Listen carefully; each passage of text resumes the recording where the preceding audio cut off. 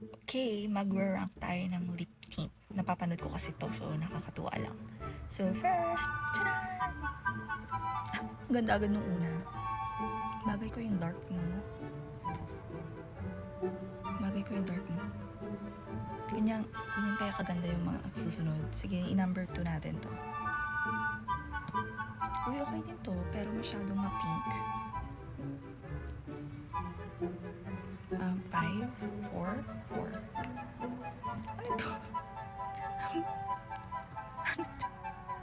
Parang kumain ng ano, familiar kayo dun sa yaki na basta yung yaki. Parang ganyan yung kulay niya.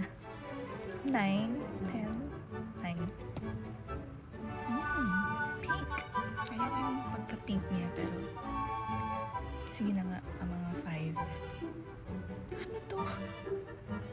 Parang ano, kumain ng ano, sinukaan nga karamay. Alam niyo yun? Karamay. Parang ano, umikot ng suka. 10. Ano yan? Yellow. O chopdog.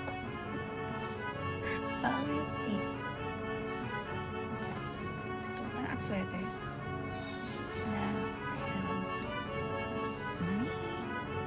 Ito, pang may event, pwede. Pangit. 6. Oh, this one's nice. Actually, pwede ito sa 2 or 1. Pwede siya dun sa number 2 ko kanina. Pwede mo sa 2 dapat to. Mas nakik pa to 2 kaysa sa 1. Ang ganda, no? Sige, 1. Mas bagay ko 1 or yung 2 kanina. Yung dark kanina, no?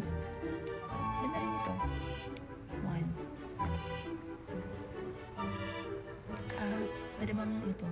7 or 8? Change natin. 10.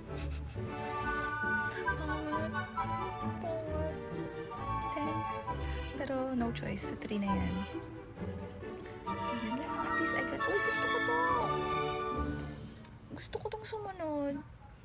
Sayang. Sana ito yung 3, no? Pwede na to. 3 or 4. So, to dapat. Kaso wala ng space. So, yan lang yun.